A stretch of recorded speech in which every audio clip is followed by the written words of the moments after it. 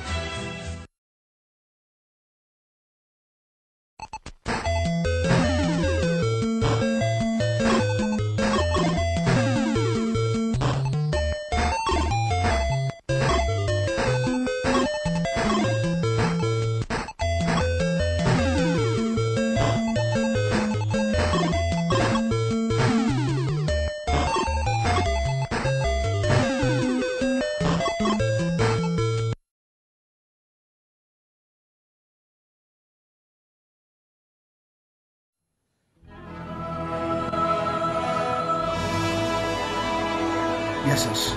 Ακούτε τα μικρομέγαλα νέα. Καλημέρα σε όσοι μπορούν και εξακολουθούν και αντιστέκονται.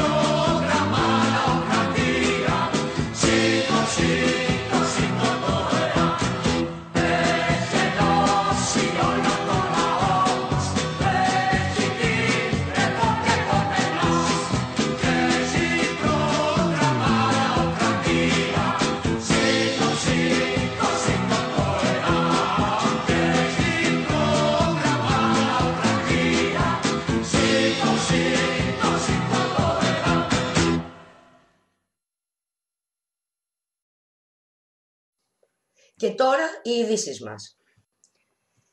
28 Οκτώβρη. Ήταν μια ακόμη γιορτή μνήμης που πέρασε με κάγκελα που κρατούσαν μακριά τον λαό. Σαν καλοί δικτάτορες φρόντισαν με εφέ και αεροπορικά τρίκ να εντυπωσιάσουν μια Ελλάδα σε αποσύνθεση, μια πατρίδα στη δίνη του αποπληθωρισμού. 28 Οκτωβρίου όμως, εκεί στο Χαλάνδρι, γιορτάστηκε και με τον ύμνο του ΕΑΜ, του Εθνικού Απελευθερωτικού Μετώπου, που είχε πάντα σαν σημαία του την γαλανόλευκη και ενωμένο όλο το λαό ενάντια στους κατακτητές εισβολής. Έτσι και σήμερα που οι Γεωργιάδηδες κατ' εντολή των αφεντικών τους φριάζουν και προσπαθούν να μας σύρουν σε αδελφοκτόνο εμφύλιο πόλεμο, ο λαός μας απαντάει με το σύνθημα της πλατείας. Δεν υπάρχει δεξιά, δεν υπάρχει αριστερά, μόνο κόκαλα υπάρχουν των Ελλήνων τα ιερά. Εμείς θα προσθέταμε και τα λαμόγια και τα λαμόγια. Με ένα εμπνευσμένο κάλεσμα ανακοίνωση, η Επιτροπή Νομικής Αλληλεγγύης, η ΕΝΑ του ΕΠΑΜ, καλεί τους δικαστές αλλά και όσους εμπλέκονται με τη δικαιοσύνη να πάρουν θέση δίπλα στον βασανισμένο λαό μας. Ζητά από τους δικαστές, όταν δικάζουν υποθέσεις, να κρίνουν με τη μεγαλύτερη δυνατή επίοικια, χωρίς να διακινδυνεύουν τη θέση τους από την δοσιλογική προδοτική ηγεσία και τους Ευρωπαίους εισβολείς φασίστες. Ακόμη απευθυνόμενοι στους δικηγόρους και δικαστικούς επιμελητές να απέχουν από τις διαδικασίες που ληστρικές τράπεζες και κράτος εξοντώνουν τους συμπολίτες μας. Στους συμβολιογράφους να απέχουν και να μην διευκολύνουν με τις υπηρεσίες τους τη διενέργεια και την ολοκλήρωση των πληστηριασμών. Και τέλος, στους αστυνομικούς να προστατεύουν τους πολίτες από τραμπούκους, μαυραγορείτες των δικαστηρίων. Στο τέλος και αυτοί έχουν αδέρφια και μανάδες που δοκιμάζονται από την κατοχική λέλαπα των αδίστακτων τοκογλύφων. Κανένα σπίτι στα χέρια τραπεζίτη. Με αυτό το σύνθημα, σε όλη την Ελλάδα η αντίσταση φουντώνει. Δεκάδες πολίτες συγκεντρώθηκαν στο Ειρηνοδικείο Νέας Ιωνίας την Τετάρτη 29 Δεκάτου με στόχο τη ματαίωση 2 πληστηριασμών κατοικιών πολιτών από τη Νέα Φιλαδέλφια. Στην πρωτοφανή για την περιοχή κινητοποίηση κάλεσαν διάφορες συλλογικότητες που αγωνίζονται ενάντια στους πληστηριασμούς. Την προγραμματισμένη ώρα, 3:45, δεκάδες πολίτες είχαν γεμίσει τους χώρους μέσα και έξω από το Ειρηνοδικείο Νέας Ιωνίας. Αριθμός που αυξανόταν όσο πέρναγε η ώρα. Η συγκέντρωση των πολιτών λειτουργήσε αποτρεπτικά για τους παράγοντες του πληστηριασμού, οι οποίοι δεν εμφανίστηκαν καθόλου, πλην μιας συμβολιογράφου, η οποία αποχώρησε μόλις είδε το πλήθος. Οι συγκεντρωμένοι διαδήλωσαν την ετοιμότητά τους να βρίσκονται στο χώρο όποτε έχει πληστηριασμό. Μεταξύ των συγκεντρωμένων ήταν άνθρωποι της τοπικής αυτοδιοίκησης, η αντιδήμαρχος Νέας Ιωνίας Όλγα Κατημερτζή, ο δημοτικός σύμβουλος Φιλαδέλφειας Χαλκιδόνας Βασίλης Παπακώστας, ο δημοτικός σύμβουλος Μεταμόρφωσης Βασίλης Καραβάκος, με ομάδα της Συμμαχίας Πολιτών για τη Μεταμόρφωση.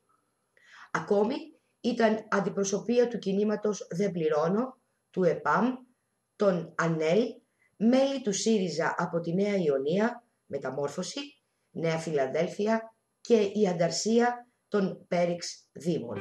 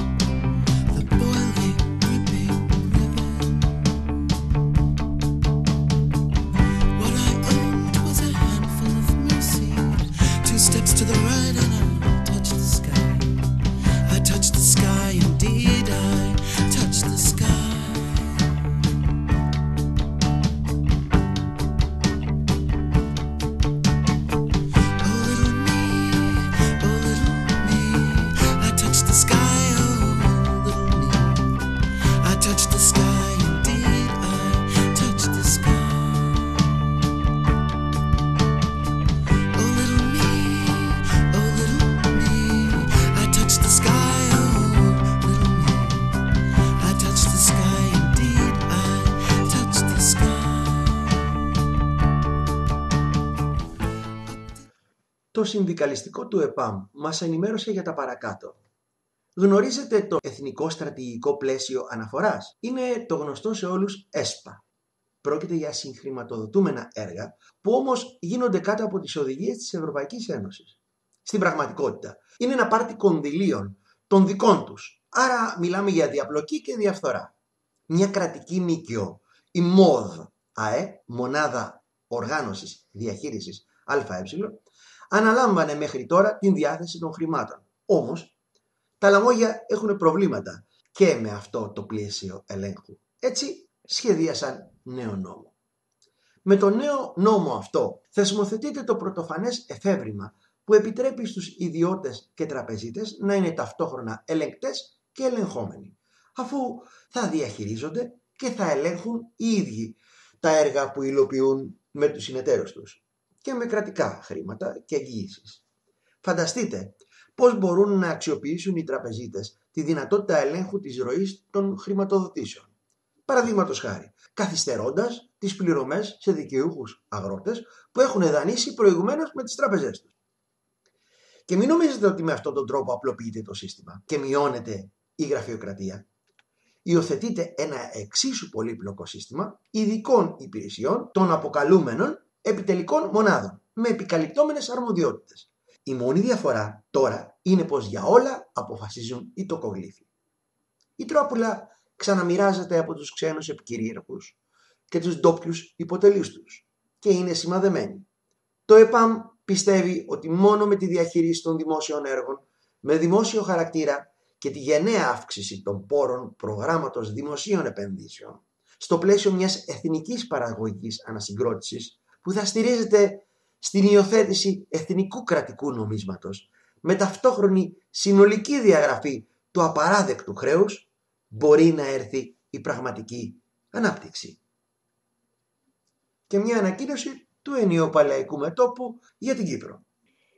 Σε νέα επικίνδυνη πολεμική ενέργεια και αμφισβήτηση των κυριαρχικών δικαιωμάτων της Κύπρου προέβη η Τουρκία με το τουρκικό σεισμογραφικό σκάφος Μπαρμπαρός όταν αυτό εισήλθε, συνοδεία πολεμικών πλοίων, στο οικόπεδο 3 της Κυπριακής ΑΟΣ το πρωί της Δευτέρας 21 Οκτωβρίου 2014. Δεν είναι η πρώτη φορά που το συγκεκριμένο ερευνητικό σκάφος προκαλεί, αφού τους τελευταίους μήνες βρίσκεται συνεχώς στην περιοχή, μπαινοβγαίνοντας στην ΑΟΣ της Κύπρου, παραβιάζοντας το διεθνές δίκαιο απέναντι σε ένα τυπικά ανεξάρτητο κράτος, μέλος του ΟΗΕ και της Ευρωπαϊκής Ένωσης.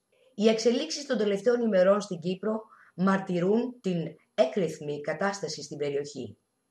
Η εμπλοκή πολλών χωρών στην περιοχή είναι αποτέλεσμα των μεγάλων γεωστρατηγικών αλλαγών που συντελούνται στη λεκάνη της Ανατολικής Μεσογείου και στην ευρύτερη περιοχή της Μέσης Ανατολής, με την Τουρκία να εξάγει την κρίση της και να επιχειρεί να δημιουργήσει τετελεσμένα κατά την προσφυλή της τακτική.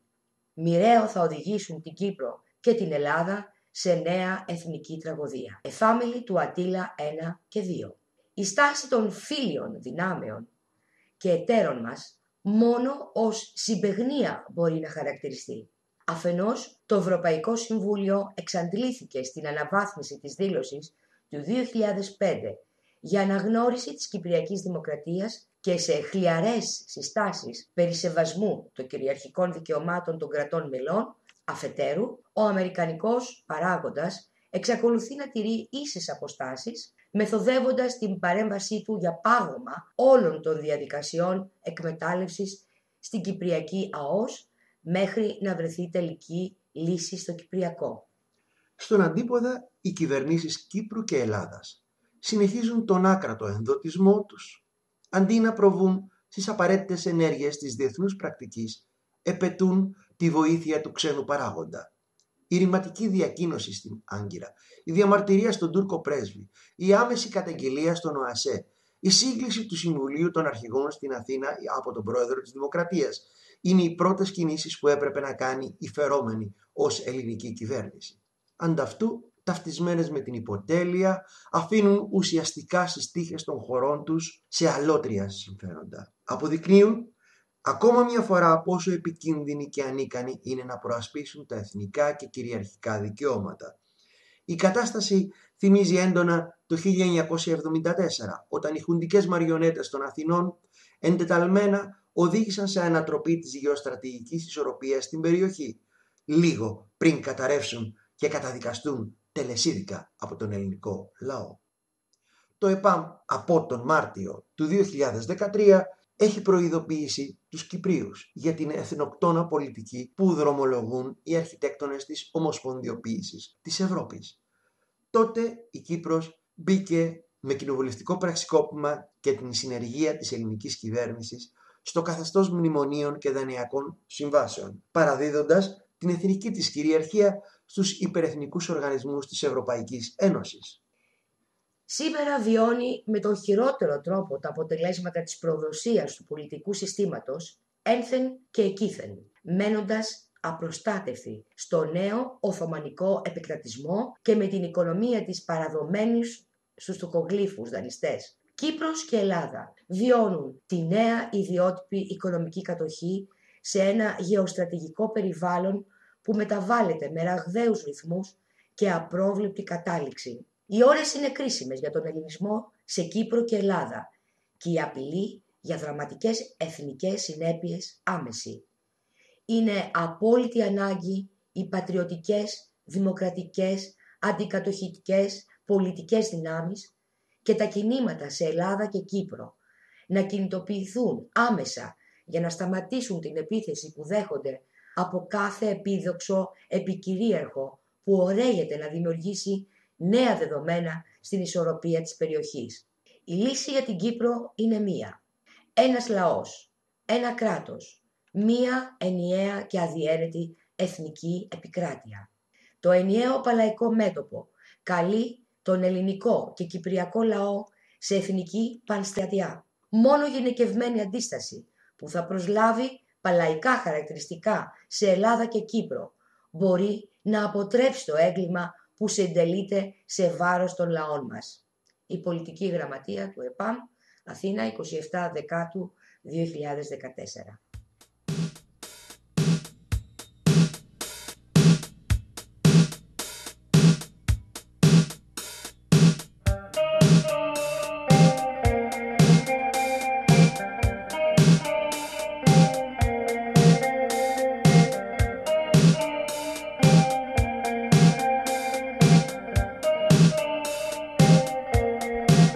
And we kiss before the hill, and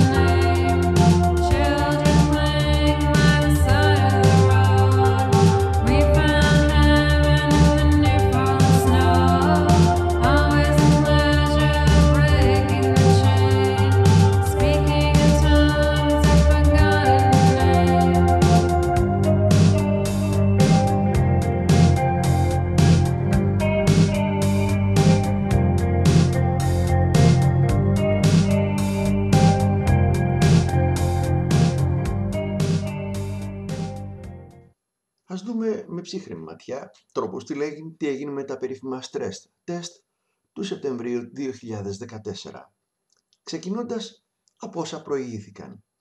Κάπου 212 δισεκατομμύρια ευρώ που έδωσαν στις τράπεζες στην περίοδο 2008-2013 οι δοσύλλογες κυβέρνησης Καραμανλή, Παπανδρέου, Παπαδήμου, Σαμαρά, με τη βοήθεια πάντα του Βενιζέλου. Εδώ βλέπουμε ότι τη μερίδα του λέοντος την έδωσε ο Λετήρας, 110 δισεκατομμύρια. Έτσι ανακεφαλαιοποιήθηκαν οι μικρότερες τράπεζες. Τι σημαίνει αυτό το ανακεφαλαιοποιήθηκαν? Σημαίνει ότι τα καλά κομμάτια τους απορροφήθηκαν από τις συστημικές, δίνοντας περισσότερα από 10 δισεκατομμύρια από τα χρήματα των φορολογουμένων. Να δούμε το παράδειγμα της Eurobank. Η ίδια η Eurobank το 95% πέρασε στο κράτος, δίνοντας 5 δις 800 εκατομμύρια. Επιπλέον, άλλο 1 δις 250 έδωσε για τις προνομιούχες μετοχές τους. Όμως ήταν και η Postbank. Η Postbank χρειάστηκε και αυτή για την ανακεφαλαιοποίηση ένα ποσό 4 δις 600 εκατομμύρια. Ακόμη για την Πρώτο Bank του κύριου Λαβρεντιάδη, το κράτος 1.310. Και τέλος, για την Ασπίδα, με τα γνωστά σκάνδαλα, 760 εκατομμύρια. Το πιο σπουδαίο όμως ήταν η ΕΣΑΗ Ασυλία. Μάλιστα. Πρέπει όμως να μιλήσουμε πρώτα για το TXC. Πρόκειται για το Ταμείο Χρηματοπιστωτικής Σταθερότητας.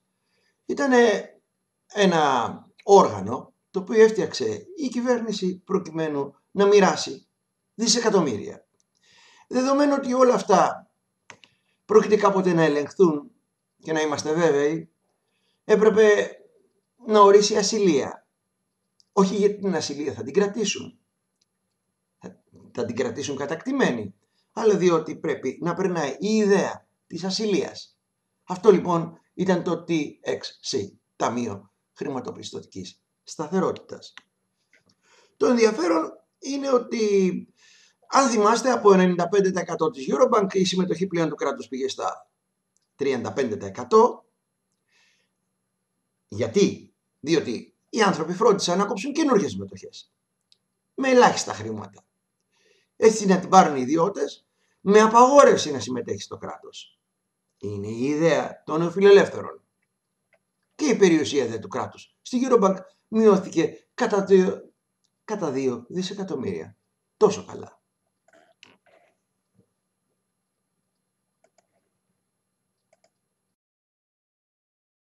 Κάνοντας το ίδιο κόλπο όπως και στη Eurobank, φροντίσανε να πάρουν, δίνοντας 10 δις 600 εκατομμύρια στην Εθνική Τράπεζα, το κράτος πήρε το 88%. Πολύ γρήγορα, αποκλείοντας τον εαυτό του, έμεινε στο 39%.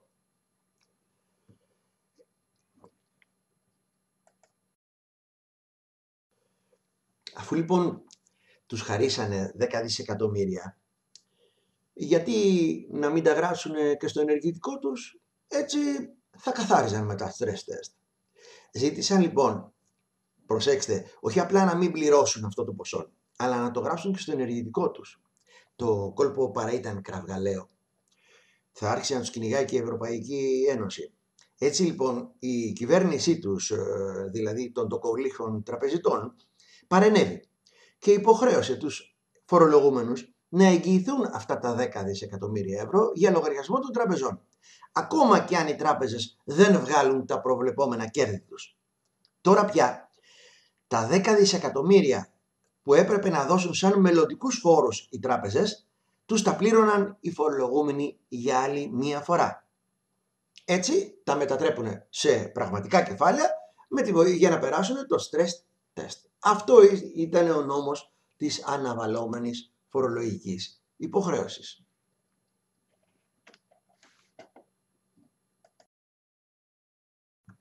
Και το κόλπο με το PSI, κοιτάξτε, το κόλπο με το PSI ήταν σχετικά απλό.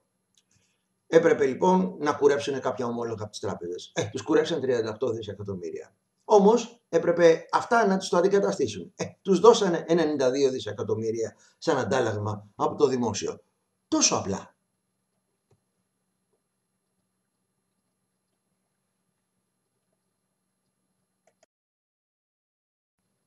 Μας λέει ο Δημήτρης Κασάκης. Οι τρεις εγχώριες συστημικές τράπεζες της Ελλάδας βρέθηκαν με έλλειμμα κεφαλαίου της τάξης των 8,72 δις ευρώ και η Ευρωπαϊκή Κεντρική Τράπεζα ζητάει επειγόντως την ανακεφαλαιοποίηση τουλάχιστον της Eurobank και της Εθνικής. Συνολική αξία ανακεφαλαιοποίησης τουλάχιστον 8 δισεκατομμύρια ευρώ.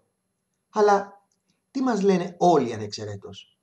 Από την ομάδα προπαγάνδας των μέσων μαζικής εξαπάτησης μέχρι και το σύνολο του προδοτικού πολιτικού συστήματος. Λένε, οι εγχώριες τράπεζες πέρασαν τα τεστ αντοχής. Αυτό διατυμπανίζουν άπαντες στο εσωτερικό της χώρας. Ενώ ο υπόλοιπος κόσμος γνωρίζει ότι 3 από τις 4 συστημικές τράπεζες της Ελλάδας απέτυχαν παταγωδώς στα τεστ αντοχής. Αλλά ενώ εδώ στο εσωτερικό της χώρας έχει επιβληθεί μια αδίστακτη χούντα ενημέρωσης. Μπροστά της η λογοκρισία της επταετίας οχριά. Το μαύρο έγινε άσπρο, γιατί αυτό συμφέρει το καθεστώς κατοχής.